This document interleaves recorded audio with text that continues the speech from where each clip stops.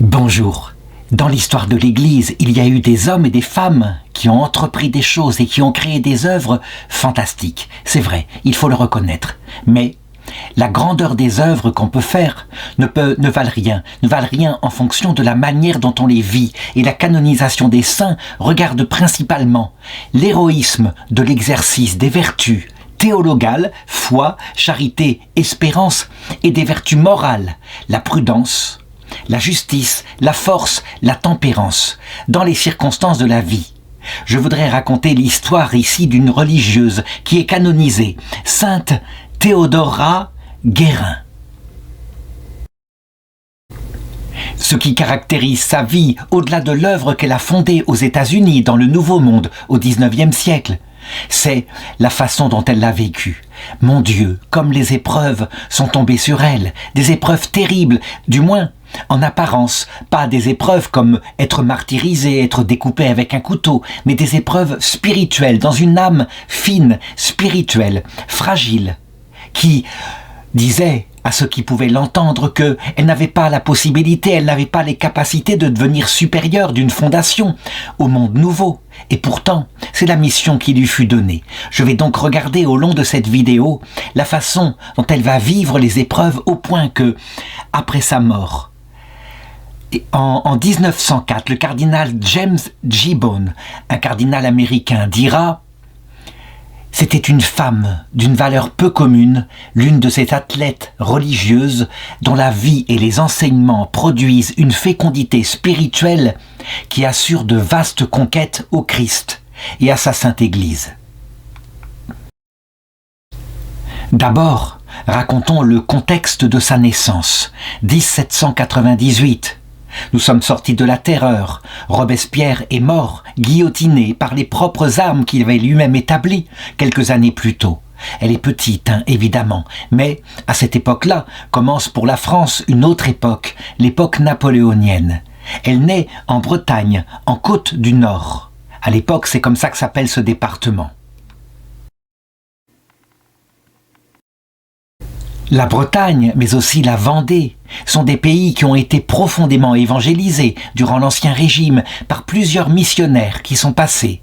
Ce qui fait que, forcément, étant très profondément croyants, ils ont souffert particulièrement par la persécution religieuse qui est sortie de la Révolution française. Qu'on se souvienne qu'à Nantes, des centaines de martyrs ont été noyés comme cela, en étant mis sur des bateaux qu'on a coulés dans la Loire pour se débarrasser d'eux, des prêtres, des religieuses. Ce que ne sait pas ce petit bébé lorsqu'il naît le 2 octobre 1798, c'est que le sang des martyrs ainsi répandu va provoquer, alors qu'elle sera jeune adulte, un des plus grands renouveaux qu'on puisse imaginer, qui se répandra sur toutes les terres qu'ont subi les attaques de la Révolution française, la France, la Belgique, l'Italie. Un mouvement missionnaire qui partira de l'Europe et qui durera pendant toute la durée du XIXe siècle. Elle est la fille de Laurent Guérin, qui est un officier de la marine française, qui sera d'ailleurs officier employé à l'époque de Napoléon Bonaparte. Et sa maman s'appelle Isabelle Lefebvre. Tous deux sont issus de vieilles familles chrétiennes, profondément. Et à un moment donné, étant riche pendant la Révolution française, étant manifestement très liée à l'Ancien Régime, en ce qui concerne Madame Lefebvre, la maman, elle est très royaliste. Du coup, ils ont été dépouillés de tous leurs biens. Le papa, quant à lui, va se montrer un fervent napoléonien. Il considère qu'on doit énormément à Napoléon, qui a mis un terme aux horreurs de la Révolution française, qui a rétabli la dignité de la France. Il s'engage donc dans l'armée, il va suivre Napoléon. La maman a un souvenir nostalgique de l'Ancien Régime. Elle garde d'ailleurs de sa famille dans une malle une petite casquette qui, à l'époque, était portée par les familles nobles. Et elle le dit à ses enfants: nous la remettrons dans la malle, nous la garderons comme un souvenir de ce qu'était l'ancien temps. Il y a dans cette famille une vraie piété, un vrai amour de la Sainte Vierge, comment cela pourrait-il être autrement, en Bretagne, et aussi de Sainte Anne, la mère de la Vierge Marie. En tout cas, on verra cette petite fille, donc Anne-Thérèse, c'est son nom de baptême, Anne-Thérèse, qui développe, alors qu'elle est enfant, une grande dévotion pour la Vierge Marie. D'ailleurs, très profondément, parce qu'elle est très avancée, qu'elle se passionne pour le catéchisme, eh bien, elle arrivera à faire sa première communion à l'âge de 10 ans, 2 ans plus tôt que la normale. À cette époque-là, il n'y a pas la communion précoce, comme l'instaurera le pape Saint Pie X au XXe siècle. Elle confie d'ailleurs, dès cette époque-là, au curé qu'elle souhaiterait être religieuse. Elle le fait comme une petite enfant. Et le curé, alors admiratif, il dit, lui qui est un curé, qui a subi les persécutions de la religion pendant la Révolution, qui a refusé de porter sermon à la constitution civile du clergé, il lui dit « Soigne ce désir, mon enfant. Un jour, tu appartiendras à Dieu. » Arrive l'année 1810, nous sommes en pleine période de l'empereur Napoléon et de la guerre qui se répand partout à partir des Anglais mais aussi des Russes. Il y a des attaques, en particulier contre l'armée française qui est considérée comme trop puissante. Le papa reçoit la permission de revenir pour une permission à la maison et là, il le dit, il va suivre Napoléon durant une campagne qu'il veut établir du côté de la Russie. Il dit au revoir à sa famille et il n'aura pas à se rendre en Russie parce que, alors qu'il est en route pour le port de Toulon, voici qu'il est volé, assassiné par un groupe de brigands. C'est vrai, à cette époque-là, il y a des groupes de brigands qui courent les forêts, souvent des soldats déserteurs. On croit souvent que l'Empire a été un grand enrichissement pour la France, mais en réalité, il y avait énormément de guerres. Quand la nouvelle de la mort de son mari arrive à Madame Guérin, aussitôt, c'est un choc pour elle. Elle entre dans une profonde dépression nerveuse. Elle ne travaille plus, elle est prostrée dans sa maison. Sa santé va se détruire durant les 5 années suivantes. Au point que sa fille aînée, donc, est obligée de remplacer auprès de la petite sœur qui reste. Les 2 petits garçons que cette famille a eus, il y a eu en tout 4 enfants, sont morts en bas âge. Il faut imaginer alors le climat de la maison avec cette maman écrasée de chagrin, qui ne peut même plus se lever. C'est une maladie terrible que la dépression nerveuse. Et donc, sa fille qui essaye de la porter, qui évidemment garde sa vocation, elle l'a gardée depuis sa petite enfance, quand, pendant les périodes difficiles, un cousin qui était séminariste lui avait enseigné l'héroïsme de se donner à Dieu. Elle reste ferme dans sa vocation, mais sans autorisation de sa mère, et bien évidemment, elle ne peut pas l'abandonner. Elle le sait, le commandement de Dieu, le premier, c'est d'aimer ses parents, évidemment, mais pas de les aimer au-dessus de Dieu, de les aimer à cause de Dieu. Et donc, à un moment donné, alors qu'elle atteint presque l'âge de 25 ans, tout d'un coup, sa mère, voyant que sa fille est malheureuse, que sa vocation est là, tout d'un coup, elle change d'avis, elle l'autorise à rentrer dans la vie religieuse. Et donc, aussitôt, elle prend en main son destin, elle entre chez les Sœurs de la Providence de Ruillé-sur-Loire. C'est une petite congrégation religieuse qui a été fondée peu d'années avant. Et à cette époque-là, nous sommes en pleine restauration. C'est incroyable. Dès qu'un curé quelque part ou une religieuse fonde une congrégation, aussitôt, les vocations arrivent, elles se multiplient. Je l'ai dit. C'était déjà une constatation qu'il y avait eu dans l'Empire romain, que saint Justin avait donnée dans une lettre apologétique aux Romains. Le sang des martyrs est semence de chrétiens. Il en a été de même après la Révolution française. Ces religieuses donc ont été fondées en 1806 à Ruillé-sur-Loire par un abbé, l'abbé Jacques-François Dujarier, et lui, ça lui est utile pour son ministère paroissial et il dirige ses sœurs vers tout ce qui peut être utile, à savoir s'occuper des malades, s'occuper des personnes âgées, et puis fonder des écoles. Ça veut dire qu'il a trouvé, c'est le bon sens, une espèce d'objet qui est très large. Finalement, ce sont des religieuses qui sont au service de tout ce qui peut être considéré comme apostolat dans l'Église. Elle est bien sûr acceptée aussitôt, d'abord parce qu'elle est cultivée, elle est intelligente, et elle prend bientôt l'habit et le nom de sœur Saint Théodore. En l'honneur de quels saints? Ils sont nombreux les saints qui ont vécu au début de l'Église, dans la partie orientale de l'Église, dans l'Empire romain d'Orient, et qui portaient le nom de Saint Théodore. Beaucoup ont été martyrisés, comme par exemple Saint Théodore Tyron, le grand martyr.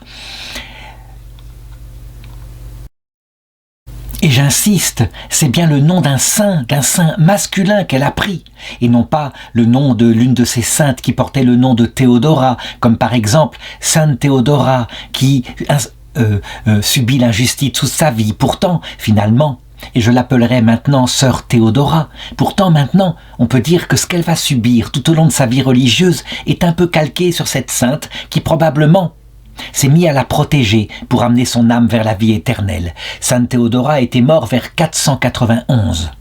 Et c'est la sainte qui est priée particulièrement lorsqu'on subit des persécutions et des injustices. Dieu sait s'il ne va pas lui en manquer, et je vais le raconter. Sainte Thérèse d'Avila, en considérant ces persécutions qui viennent très souvent de l'intérieur même de l'Église, se disait « Seigneur, pas étonnant que tu aies si peu d'amis, regarde comment tu les traites. » Et le pape Benoît XVI, à un moment donné, regardant l'histoire des saints, disait « C'est étonnant, très souvent, la génération suivante canonise les saints que la génération précédente a persécutés. » En réalité, il faut resituer tout cela pour comprendre, puisqu'il y a des permissions de Dieu, mais parfois aussi des volontés de Dieu. Resituer tout cela dans l'explication de notre vie sur terre. Nous sommes, nous le savons, dans un monde passager, une vie provisoire qui est une étape de notre purification. Or, pour aller au but, la vision de Dieu, il est indispensable de devenir tout humble, non pas parce que Dieu serait fier et orgueilleux, mais parce que Dieu est si humble qu'on ne peut pas le voir et supporter la vision béatifique sans mourir à soi-même. Et donc, il arrive vraiment qu'il envoie des épreuves. Je sais que certains disent « mais c'est une vieille théologie du 19e siècle ». Mais comment comprendre autrement que lui qui est tout-puissant, vraiment, qui pourrait arrêter tous les ennuis? Quelquefois, il les tolère un certain nombre d'années avant que tout d'un coup, il nous en libère. Donc là, en l'occurrence, au début de son noviciat, Sœur Théodora, c'est comme ça que j'ai dit que je l'appellerais, elle subit simplement les aléas de la vie commune. Et dans les communautés féminines, on le sait. C'est souvent souriant, souvent plein d'amitié, mais il y a aussi de grandes rancunes. Et souvent, on garde des listes d'indélicatesses qu'on a pu subir. Et puis on voit tout. C'est ça la psychologie féminine, la psychologie la plus fine lorsqu'elle est au service du bien, mais qui peut être aussi la plus rancunière lorsqu'elle se laisse aller aux instincts de sa chair. Elle vit son noviciat en toute ferveur, bien sûr, et je dirais, peut-être ayant lu des pères de l'Église, on la voit qui maintient son corps dans une dure esclavage, beaucoup d'ascèse et beaucoup de prières, elle le sait, c'est comme ça qu'elle pourra vivre sa vie religieuse ferventement toute sa vie. Elle se lie à cette époque-là d'ailleurs avec la nouvelle supérieure générale qui s'appelle Mère Marie Lecœur. C'est une amitié spirituelle intense, elle devient même sa confidente et là, il y a quelque chose qui véritablement est une aide précieuse. On a dit à un moment donné qu'il fallait éviter les amitiés particulières. On visait évidemment quand l'amitié était trop passionnelle, mais là, elles marchent ensemble vers un seul but, le service de Dieu. Et donc cette amitié les aide profondément. Eh bien, la première épreuve qui va lui arriver, c'est à un moment donné, à cause d'un malentendu, quelque chose qui passe comme ça par des rumeurs, et peut-être à cause du caractère, justement, qui n'a pas assez vérifié de Mère Marie Lecœur. Eh bien, elle va perdre la confiance de son amie, qui va ne plus lui parler véritablement, et rester ainsi fâchée pendant des années. Pendant ce temps, évidemment, elle a prononcé ses vœux perpétuels et on l'a mise dans un ministère particulier. Elle devient enseignante à Preuilly-sur-Claise, dans le centre de la France, puis elle devient supérieure des écoles de Rennes et de Soulaine. Elle exerce aussi un ministère auprès des malades et des pauvres. Bref, durant ces années-là, elle écrit à celle qui était son amie et son amie ne lui répond pas. On le sait, ça paraît de petites souffrances, n'est-ce pas? Mais ce sont des souffrances importantes quand on a le cœur sensible, évidemment. Et donc, elle va en souffrir et rester dans sa vocation, fidèle, sans rien dire, s'occupant de ses sœurs, ayant de plus en plus de responsabilités. Jusqu'en 1839, elle a 41 ans. Elle est en pleine possession d'elle-même. Et c'est là que, tout d'un coup, sans doute parce que le Seigneur estime qu'elle est prête, tout va changer dans sa vie. Voilà l'événement qui se produit. Le vicaire général du diocèse de Vincennes aux États-Unis, dans l'Indiana, l'évêque qui s'appelle Célestin de la Haye-en-Dière, se rend en France, il vient. Il a besoin de religieuses, il en veut partout, dans toutes les congrégations qui pourront lui en fournir, pour pouvoir ouvrir là-bas, dans son diocèse, des écoles, mais aussi, pourquoi pas, des hôpitaux. Bref, il doit tout installer. Il y a des choses à faire, hein, non seulement pour les Européens qui habitent là-bas, qui sont souvent, ils ne le cachent pas aux religieuses, protestants, donc qui ont un grand mépris pour l'Église catholique, qu'ils considèrent comme une religion secondaire. Et puis, il y a des Indiens qu'il faut évangéliser, qui aux États-Unis sont souvent persécutés. Son discours a fait un effet et la mère supérieure, pour la première fois, lui écrit de nouveau et lui demande simplement, bien, si elle souhaiterait y aller. Et elle lui dit bien, si vous ne sentez pas que vous ne pouvez y aller, alors nous ne pourrons ouvrir cette mission, ce qui veut dire quelque part que on lui pousse la main. En fait, en réalité, c'est un petit peu comme si on se débarrassait d'elle pour l'envoyer très loin, très loin. Et donc, avec un tel discours, évidemment, que fait-elle ? Eh bien, elle commence par demander conseil. Elle demande conseil en particulier à l'évêque du Mans, à qui elle fait beaucoup confiance. Elle ne se sent pas capable d'une telle chose, et l'évêque du Mans lui dit « Ne nous considérons donc comme rien, mais soyons prêtes à tout. Puisque vous avez été choisis, ne pensez à rien d'autre qu'à vous préparer du mieux que vous pourrez, apportez-y de la bonne volonté et comptez constamment sur l'aide d'en haut. Surtout, quoi qu'il arrive, faites confiance en Dieu. » Voilà ce que lui écrit l'évêque. La mère supérieure, mère Marie Lecœur, a trouvé aussi, ou plutôt a désigné 4 autres sœurs pour l'accompagner, et c'est ainsi qu'elles partent à 5. Le voyage se prépare, le 27 juillet 1840. Elles embarquent pour les États-Unis à bord du vaisseau qui s'appelle le Cincinnati. C'est un voyage long, c'est un voyage difficile, et je dirais, elles ont été soutenues tout de même, en particulier par la comtesse de Marescot, qui est une catholique fervente, et qui leur a donné des petites gâteries pour la route, à savoir des bonbons, des choses comme cela. Et évidemment, en mangeant les bonbons, elles sont contentes, c'est une délicatesse tellement grande. Voici qu'elles trouvent au fond de la boîte 3000 francs or. Elle leur a donné de l'argent pour le cas où elles aient des besoins là-bas. Parce que, évidemment, c'est une aventure, arriver dans un pays nouveau comme les États-Unis, sans aucun argent. C'est extrêmement risqué. Donc, quelle délicatesse, on le voit. Comme disait le Seigneur, faites-vous des amis avec le malhonnête argent, pour que le jour où l'argent viendra à manquer, ces amis vous accueillent dans les tentes éternelles. Dieu sait si elles ont dû bénir la comtesse de Marescot. C'est un voyage difficile, un voyage long, 46 jours en mer, ce qui indique que ce n'est pas encore un bateau à vapeur, même si nous sommes au début de la période où ça commence à exister. Et puis finalement, elle débarque dans le port de New York le 5 septembre de cette année-là. C'est un monde nouveau, on n'y parle pas français, on y parle anglais. Elles ont, pendant le voyage, essayé d'apprendre quelques mots. Et puis, elles sont accueillies tout de même par monsieur Freinet, qui s'occupe des affaires de l'évêque de Vincennes, qui leur donne aussi de l'argent. Et puis, ensuite, elles voyagent d'étape en étape. Elles sont accueillies par une religieuse, mère Rose White, qui n'hésite pas, parce qu'elle est très franche, à leur raconter à quel point elle a eu du mal elle-même lorsqu'elle est arrivée ainsi de l'ancien monde. Ce qui, évidemment, est un fort encouragement pour sœur Théodora, puisque elle le sait ainsi. Tout le monde a eu des difficultés, elle fera donc ce qu'elle peut, c'est finalement quelque chose qui la rassure. Mais elle reçoit aussi des trucs très concrets, et elle note tout dans sa tête, elle se souvient de tout. Par exemple, mère Rose White leur explique que si elles fondent des écoles, alors elles doivent le savoir. Le secret est dans la musique. Si elles n'ont pas de piano, alors il n'y aura pas d'école. Mais si elles ont un piano, alors les élèves viendront, les parents placeront leurs enfants, et même quelquefois des parents protestants.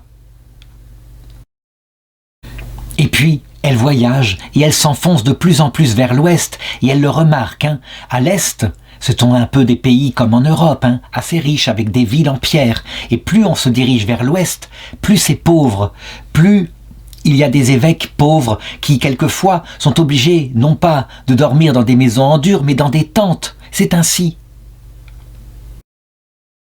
Il faut se représenter ce voyage. Elles le font en vêtements civils. C'est l'évêque qui leur a conseillé de faire ainsi, parce que, dans cette terre de protestantisme, il y a un tel mépris pour l'Église catholique, les papistes comme on dit, que ça pourrait être dangereux. Elle pourrait se faire piller. Il y a aussi aux États-Unis beaucoup de francs-maçons, c'est-à-dire des hommes, des penseurs qui voudraient créer un monde, ici-bas, le monde le plus équilibré possible, avec un système politique qui corresponde aux hommes. La démocratie est souvent pensée par des libres penseurs ainsi, qui eux sont hostiles à la religion catholique pour d'autres raisons. C'est vraiment une aventure telle qu'on les voit dans les westerns. Hein. Elles sont dans un chariot bâché et finalement elles finissent par arriver à l'endroit où elles sont désignées. Il y a là une espèce de petite pièce avec un autel éclairé et puis le Saint-Sacrement qui est exposé là. Et donc, elles qui sont des religieuses catholiques pleines de ferveur, dont l'époux et le Christ, elles peuvent enfin trouver un moment de repos devant le Saint-Sacrement. Il faut bien voir, la maison qui leur a été prêtée est une maison où elles doivent payer un loyer. Et donc, très vite, avec les pieds sur terre, Mère Théodore, ce n'est pas encore le nom qu'elle a, mais l'évêque va demander très vite qu'on l'appelle non plus sœur Saint-Théodore, mais Mère Théodore. Et ce titre va lui rester un certain temps avant de lui être enlevé. Mais ça, c'est une autre histoire que je vais raconter tout à l'heure. L'essentiel, c'est que elles sont donc 6 et que là-bas, les attendent aux États-Unis 4 postulantes qui attendaient leur venue pour pouvoir rentrer dans leur congrégation. Ce qui fait qu'elles sont 10. Vraiment, on pourrait le dire, elles sont maintenant sur le lieu de leur mission. Eh bien, manifestement, on dirait que tout n'est pas là pour leur sourire. C'est à ce moment-là que Mère Théodore tombe malade, une fièvre cérébrale, une maladie qui va durer très longtemps, jusqu'au 15 février 1841. Elle est au bord de la mort, au point que l'évêque lui-même est persuadé qu'elle ne va pas survivre. Donc, quand elle prie ainsi, elle fait la promesse à la Vierge Marie que si elle la guérit, puisque ses sœurs ont besoin d'elle encore, elle fera installer une statue de l'Immaculée Conception dans la chapelle du couvent. Or, elle guérit, à peine a-t-elle prononcé ce serment, et donc voici la photo de l'image de la statue de Notre-Dame de l'Immaculée Conception, qu'elle a elle-même fait installer en tenant sa promesse. Et là, dans ce nouveau pays, ce pays sauvage, ce pays désert, il faut qu'elles prennent leur marque. Eh bien, la meilleure marque, elle le considère, elle le dit à ses sœurs, qui sont ses filles maintenant, la meilleure marque, c'est de mettre la communion des saints à l'intérieur de leur couvent. Et donc elles reprennent des dévotions qu'elles pratiquaient en France, comme par exemple, quand elles croisent une sœur, eh bien elles saluent, non pas la sœur, mais l'ange gardien qui est avec la sœur qui est là. Ce qui fait que, eh bien, on prend comme dans un climat de présence céleste à l'intérieur de cette maison. Et puis, puisque c'est pour ça qu'elles ont été appelées par l'évêque de Vincennes, eh bien, il faut se lancer. Et dès le 5 juillet 1841, dans la petite maison qu'elle a achetée, avec l'or qui lui avait été donné, eh bien, elle ouvre le pensionnat, le premier pensionnat, avec une seule élève qui s'appelle Marie Lenoble.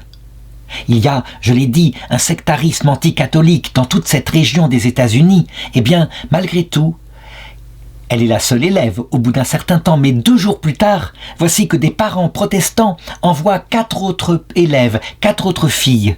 Et puis, bientôt, voici que arrivent d'autres filles, comme si on avait envoyé des éclaireuses et que on posait la question pour savoir comment ça se passe, qu'on voit que les religieuses ne sont pas sectaires, ne font pas du prosélytisme, mais parlent de Jésus-Christ. Mais en gardant ce qu'elles sont, leur amour pour la Vierge Marie. Et c'est ainsi que l'école va peu à peu grandir. Alors, quel était l'enseignement qu'elle donnait aux filles? Un enseignement tout à fait éclectique. Il ne faut pas croire qu'elle leur apprenait seulement le dessin, la musique, la broderie. Certes, c'était enseigné, mais elles enseignaient aussi, avec toutes leurs compétences venant de France, la rhétorique, la chimie, la botanique, la philosophie, l'anglais, le français. Et ça marche. Je veux dire par là que cette pédagogie et puis cette manière de faire, elle le dit aux religieuses qui sont enseignantes. Plutôt que de donner des punitions, c'est l'amour qui obtiendra des enfants dont vous vous occupez beaucoup plus de bonne volonté de leur part. Attention, elle sait bien qu'il faut de l'autorité aussi sur des enfants. Les enfants peuvent devenir arrogantes, et les filles aussi, peut-être plus quelquefois que les garçons. Mais l'autorité doit toujours être accompagnée d'amour, un amour sincère. C'est donc une pédagogie très moderne, en tout cas très adaptée à la nature humaine qu'elle impose ainsi aux sœurs. On a souvent pensé qu'à cette période-là, une période qui suit la Révolution française, eh bien, il y avait eu, partout, il y avait eu une influence du jansénisme et donc une influence du rôle de l'autorité, une autorité sévère, quelquefois arbitraire. La réalité, c'est que là où il y a eu des saints, on n'est pas tombé dans cet excès, mais c'est vrai que la période était plutôt à l'autoritarisme. De même que un siècle plus tard, en mai 68, la période sera à l'inverse, au rejet de l'autorité et à la liberté, qui deviendra presque source d'anarchie. Dans les deux cas, lorsqu'on est dans un excès ou dans l'autre, ça ne correspond pas à la nature humaine. La nature humaine, elle, eh bien, sœur Théodore, elle la connaît. Elle sait que les enfants ont besoin d'autorité, de quelqu'un qui les aime vraiment. Et quand les deux qualités sont ensemble, alors, ce sont les meilleures éducatrices. Très vite, du coup, la bonne réputation de cette école fait tache d'huile. D'autres évêques catholiques dans des diocèses qui sont tout aussi crottés font appel. Et par exemple, au début du printemps 1842, voici qu'un évêque, l'évêque de Jasper, demande 3 sœurs pour enseigner à 60 élèves. Donc, eh bien, elle envoie 3 sœurs, ce qui fait évidemment que ses propres effectifs diminuent. Fort heureusement, on est en contact avec la France, ne serait-ce que par courrier, et on indique que c'est une terre gigantesque de missions, qu'il y a besoin d'autres bonnes volontés. Et on envoie de France 2 religieuses, sœur François Xavier, qui s'appellera en anglais sœur Francis Xavier, et sœur Mary Cecilia. Sœur Francis Xavier, je voudrais montrer sa photo. C'est une sœur absolument merveilleuse, une sœur totalement humble, pleine de bonté, pleine de joie, au point que elle le dira, sœur Théodora.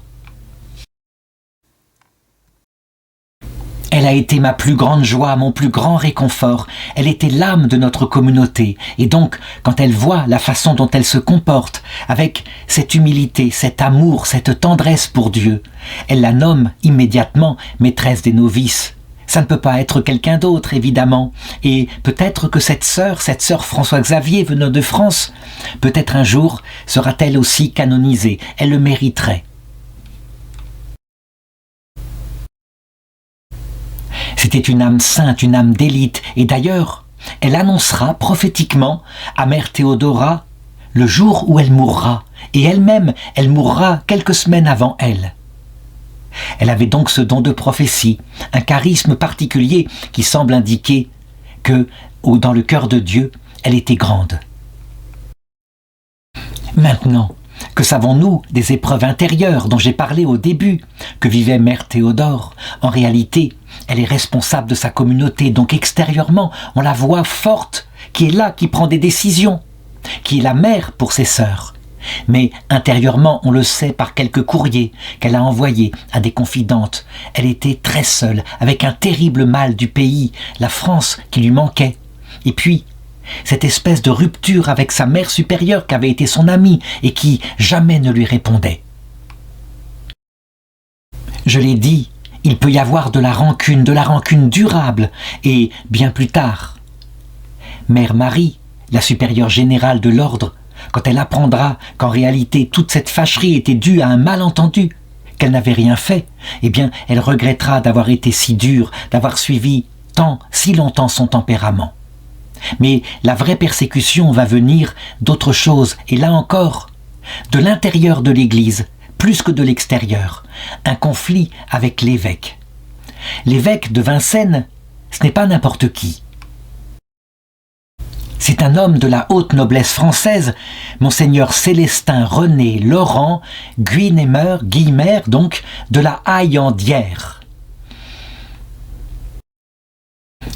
C'est C'était un homme qui, véritablement, ayant eu ce poste d'évêque, estimait qu'il était peut-être le cœur de l'autorité, un homme d'un autoritarisme presque maladif, au point que un homme charmant comme ça quand on était d'accord avec lui, mais dès qu'on avait une objection quelconque, alors c'était comme un crime de lèse-majesté, c'est tout juste s'il ne se prenait pas, peut-être à cause d'une théologie déformée, pour la présence de Dieu sur terre. Certes, il était pieux, zélé, il travaillait pour l'Église catholique, mais un peu comme un combattant, pas très fin.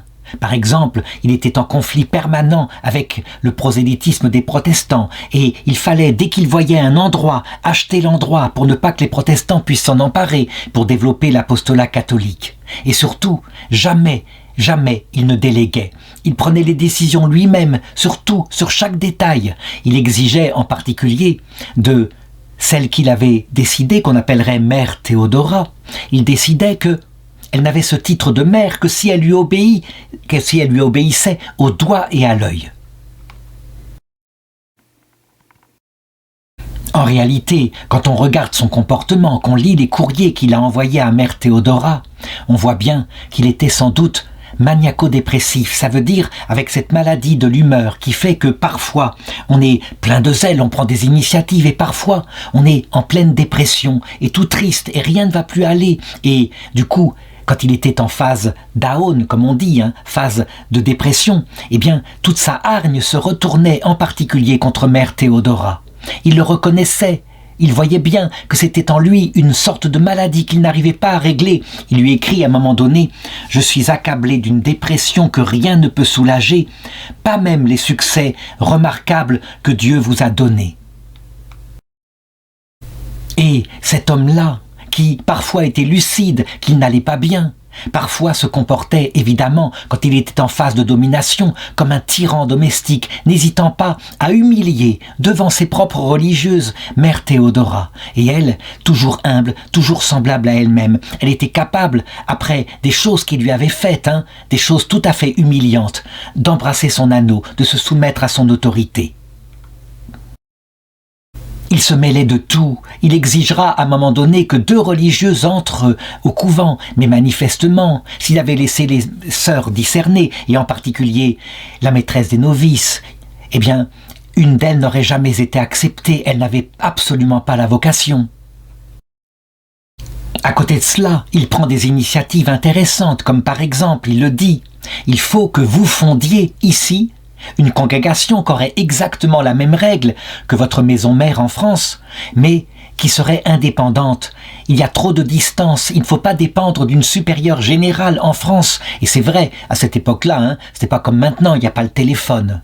Et donc, eh bien c'est ce qu'elle fait. Elle fonde donc quelque chose. Et ça marche, énormément de vocations entrent, ce qui fait que pour son diocèse, c'est une gloire immense. Eh bien, malgré cela, quand il est en phase down, comme on peut dire, eh bien, il est très mécontent. Il est là. Une fois, il décide d'enfermer, pendant toute une journée, mère Théodora dans un placard. Mais c'est incroyable, Et non seulement ça, parce qu'elle ne lui cède pas sur un point particulier qui touche véritablement à la congrégation dont elle est la supérieure. Eh bien, il l'excommunie de la congrégation qu'elle avait fondée en son nom à lui, cet évêque. Évidemment, c'est un traitement humiliant. Et puis, quand l'évêque la libère de la pièce du placard où il l'a enfermée, elle est là, elle s'agenouille devant lui, elle lui embrasse sa bague, elle s'incline et elle lui montre un grand respect. Et elle continue de dire que non, elle n'est pas d'accord avec sa décision.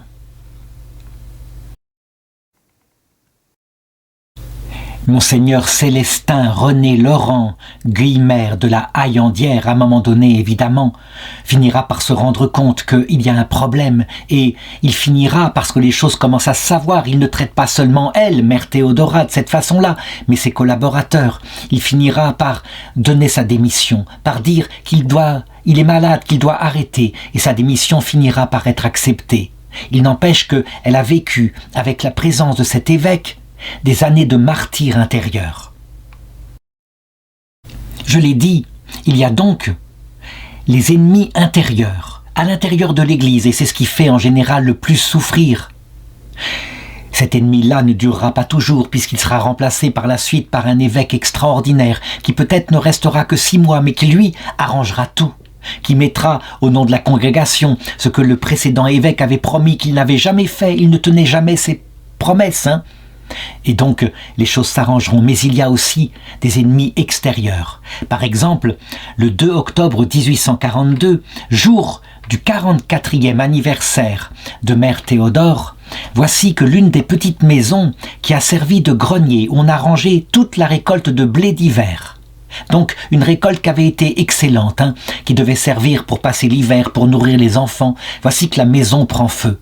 Manifestement, c'est un incendie criminel. Il y a eu quelque chose. Est-ce un protestant qui a voulu se venger des succès des écoles catholiques fondées ainsi, ici, en Amérique? En tout cas, tout est détruit.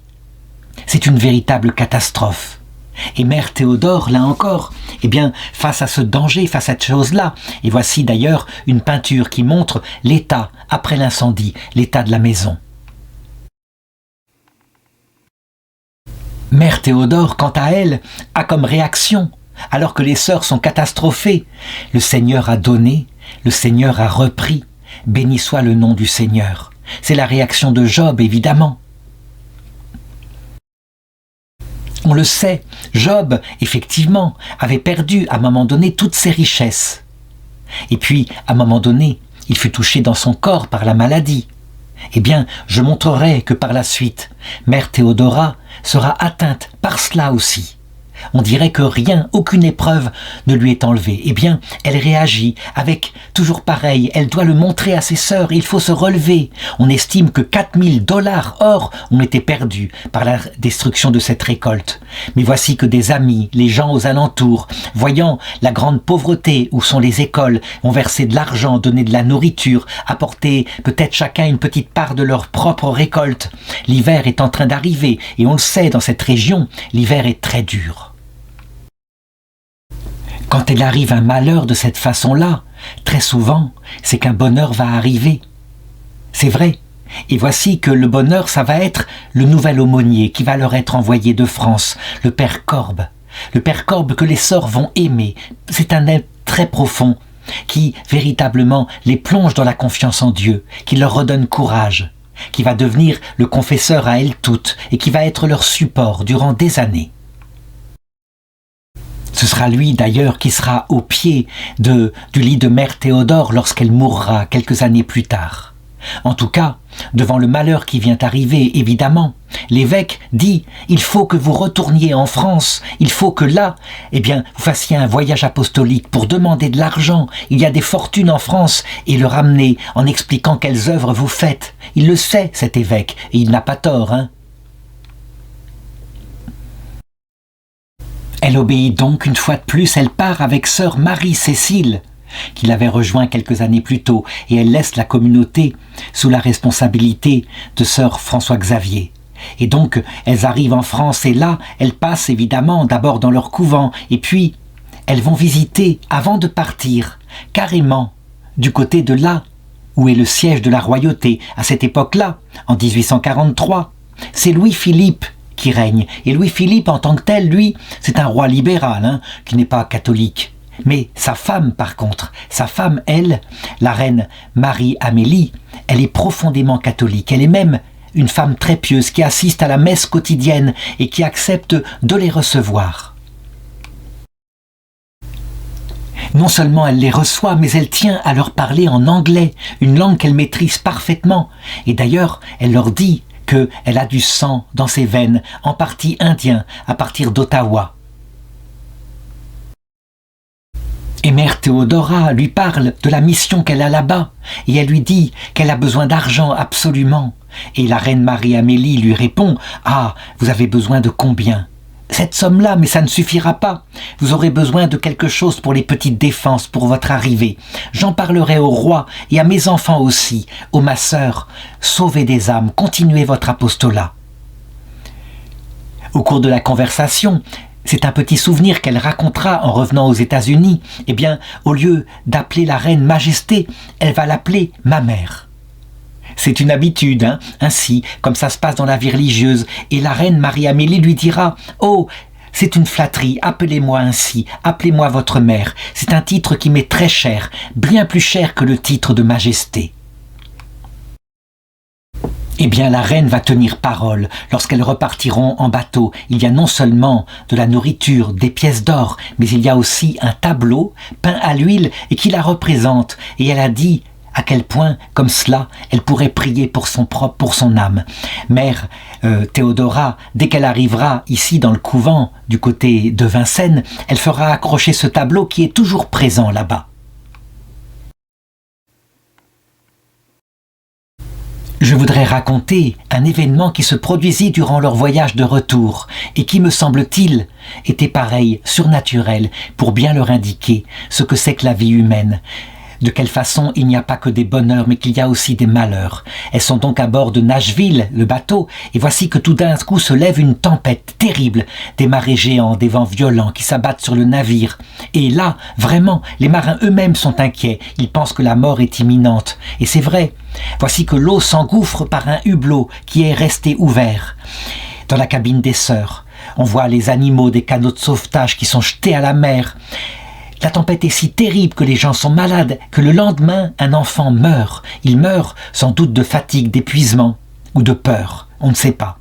En tout cas, mère Théodore, alors qu'elle voit que peut-être leur survie ne tient qu'à un fil, elle fait un vœu que si elle survit à cette tempête, elle et ceux qui l'accompagneraient construiraient une chapelle à Sainte-Anne d'Auray, Sainte-Anne la maman de Jésus, qui est vénérée en Bretagne, je l'ai dit, en guise de remerciement. Eh bien, la tempête ne se calme pas. Dans l'après-midi, le navire chavire, mais une partie est encore à l'extérieur et flotte. Alors, tout d'un coup, elles invoquent de nouveau Sainte-Anne, et là, le vent se calme. Le vent tombe, la tempête a cessé, et le bateau arrive à bon port. Aussitôt, puisqu'elles ont survécu, qu'il n'y a eu finalement qu'un seul mort durant cette terrible tempête, eh bien, elle décide de construire, de tenir sa promesse et de construire la chapelle Sainte-Anne, Sainte-Anne qui est d'ailleurs décorée avec des coquillages. Et ce sera sœur Marie-Joseph Lefebvre de la Motte qui concevra le décor. Et voici à quoi elle ressemble. Elle est encore intacte, même si le toit qui avait été construit en poutre a été refait en solide plus tard au XXe siècle.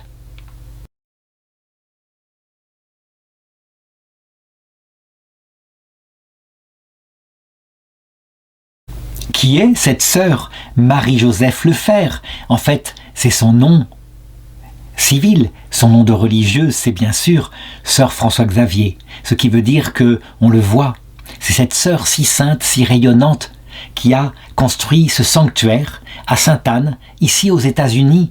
Il y en a d'autres, évidemment, au Canada. À peine sont-elles arrivées que l'évêque s'informe de leur voyage, et c'est lui toujours, monseigneur Célestin René Laurent Guillemer de la Haillandière.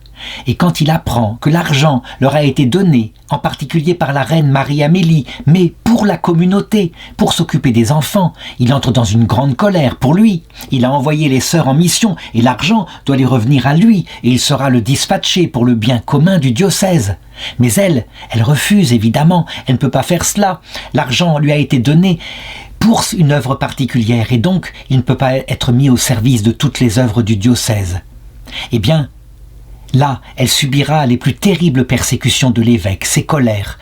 Elle dira même une fois, Sainte Thérèse d'Avila disait que sa plus grande souffrance avait été d'être persécutée par de bonnes personnes appartenant à l'Église. Et elle disait aussi, mais elle tint ce discours une fois ou deux simplement, j'ai parfois ressenti cela à l'égard du comportement de notre évêque. L'évêque, quant à lui, est de plus en plus autoritaire, il le dit. S'opposer à moi, c'est s'opposer à Dieu. Il y a manifestement quelque chose qui ne va plus.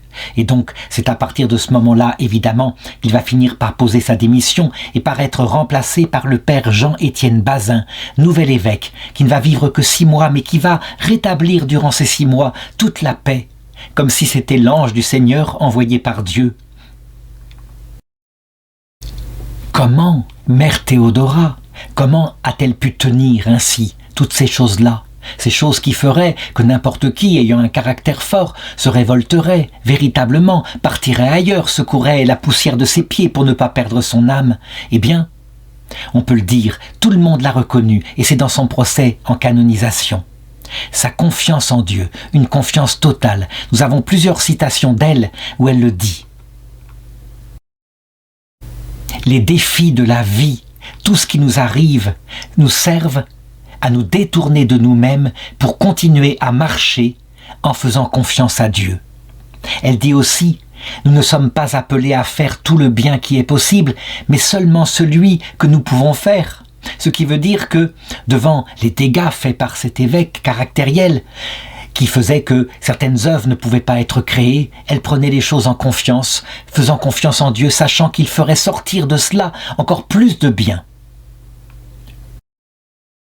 Lorsque ces sœurs, qui elles, quelquefois, n'ont pas leur langue dans leur poche et sont beaucoup plus médisantes, tout le monde n'a pas la vertu et le silence de mère Théodora, eh bien, lorsqu'elles se plaignent de l'évêque, elle dit « Ayez confiance en la Providence qui, jusqu'à présent, ne nous a jamais trahis. La voie n'est pas encore toute tracée. Il faut avancer lentement, ne pas se précipiter, être patient et vous verrez, tout s'arrangera. » Elle dit aussi « Si nous nous appuyons de tout notre poids sur la Providence, vous verrez, elle nous soutiendra, la Providence. » Elle dit encore, vous verrez beaucoup de choses sous un jour nouveau si vous donnez au Saint-Esprit le libre accès à votre esprit et à votre cœur. La foi, on le sait, c'est l'une des plus dures des vertus. Ça ne consiste pas seulement à croire dans un certain nombre de dogmes, c'est quelque chose, une vertu qui doit prendre notre vie. Et malheureusement, quelquefois, on est mis dans une telle obscurité par Dieu qu'on ne sait pas vers où il nous dirige. Il peut comme s'acharner, on dirait, sur nous, un peu comme Job l'a vécu, et on semble ne jamais sortir du noir. Pour avoir la foi dans ces circonstances-là, c'est extrêmement rare. C'est vrai, on le voit surtout chez la Vierge Marie, à la croix, alors que tout semble perdu. Elle a tout noté dans son âme, elle a compris, mais elle croit, elle fait confiance. C'est la seule, tous les autres ont abandonné, les autres apôtres sont cachés dans un terrier quelque part. Il n'y a que Saint Jean qui est présent par amitié, et puis quelques femmes, par amour probablement. La vie de mère Théodora, on peut le dire, elle est probablement une sorte de parabole de ce que vivra l'Église vers la fin du monde, persécutée de l'intérieur par ses propres évêques, persécutée de l'extérieur par le monde qui voudra la détruire, et puis, à un moment donné, Dieu qui laissera le dernier antéchrist dominer le monde. Si on n'avait pas la foi, on dirait, mais c'est illogique, pourquoi Dieu se comporte-t-il ainsi? Eh bien, simplement, pour quelques personnes qui auront la foi dans cette période terrible et qui sauront que ça ne peut venir que de Dieu. C'est Dieu qui tient les choses dans ses mains et rien ne se fait, y compris la victoire provisoire d'un antéchrist et du démon qui le dirige, s'il n'y a la permission et donc la volonté de Dieu. Mais c'est pour quelque chose de plus grand, bien évidemment, comme le dit saint Paul dans la 2e épître aux Thessaloniciens. Cet antéchrist, l'homme qui se met à la place de Dieu, sera balayé par le souffle de la venue du Christ. Tout se termine dans cette victoire-là. En tout cas, pour sa part, elle continue son travail et fort heureusement, on le voit. Les terribles persécutions par son évêque ont maintenant disparu, les choses se sont arrangées. Eh bien, c'est à cette période-là que la dernière épreuve de sa vie va tomber sur elle, à savoir la maladie et la mort. Je l'ai dit, on ne peut pas rentrer au ciel sans mourir à soi-même, et toutes les œuvres qu'on peut entreprendre, elle s'y est forcément un peu attachée. On doit se détacher de tout, on n'emporte rien dans l'autre monde, hormis la charité, l'humilité. Arrive l'année 1846, elle a 48 ans, et là elle ouvre une mission à Port Wayne, à la demande du père Benoît, qui devient aumônier des 3 sœurs de l'endroit. Et puis ensuite, plusieurs enfants indiens, dont ceux d'un chef, sont mis comme étudiants dans l'école qu'elle a ouverte. Donc c'est une grande joie de voir cela, de voir que peu à peu, on commence à recevoir des enfants indiens qui font confiance. Pourtant, à cette période-là, 1846, c'est une période qui précède juste les guerres indiennes. Et je dirais, les États-Unis vont se montrer extraordinairement durs avec les Indiens, à la différence du Canada, qui est beaucoup plus souple. À la fin 1854, Mère Théodore est de plus en plus malade, mais elle a encore l'énergie pour ne pas rester au lit. Et donc, puisque le 8 décembre est proclamé le dogme de l'Immaculée Conception, alors elle consacre maintenant toute l'énergie qui lui reste pour la construction d'une nouvelle chapelle à Sainte-Marie-des-Bois en l'honneur de la Vierge Immaculée. Elle organise tout, elle prévoit tout, elle met de l'argent de côté, elle fait les plans. Elle ne verra pas cette construction finie, bien sûr, puisqu'elle mourra 2 ans plus tard. Mais ce sera ses successeurs, vers 1886 puis 1891, qui achèveront l'œuvre. On a même la photo, voici la photo de la colonne avec la statue de Notre-Dame à son sommet. La maladie qui doit l'emporter va la ronger pendant 2 ans. Il faut dire que, quand elle était jeune, à un moment donné, elle avait été atteinte de diphtérie et sa santé s'en était ressentie, avec des problèmes de digestion qui resteraient toute sa vie. Toujours est-il que, quand on apprend son décès, qu'a lieu en 1856, alors voici qu'un article dans le Catholique Télégraphe dit ceci. À Sainte-Marie-des-Bois, le mercredi 14, Sœur Saint-Théodore, supérieure générale des Sœurs de la Providence en Indiana, est décédée. Cette femme, distinguée des vertus éminentes, gouverna la communauté dont elle était la supérieure depuis le commencement de son arrivée aux États-Unis jusqu'à sa mort pendant 16 ans. Elle était parfaitement religieuse, dotée des qualités intellectuelles d'un ordre élevé. Elle était particulièrement apte à remplir les devoirs que la Providence lui assignait. Non seulement ses sœurs sont affligées par sa mort, mais tous ceux qui l'ont connue sont tristes et se lamentent, ainsi de ce que Dieu les ait éloignés et que sa présence leur ait été enlevée.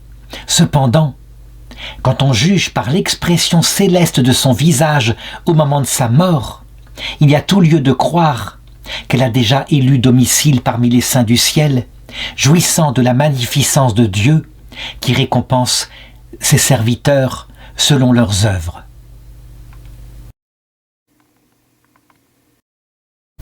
Ses funérailles se passent dans un grand chagrin et une grande joie en même temps, et sur sa tombe on marque l'inscription latine qui dit « Je dors, mais mon cœur veille sur cette maison que j'ai bâtie. »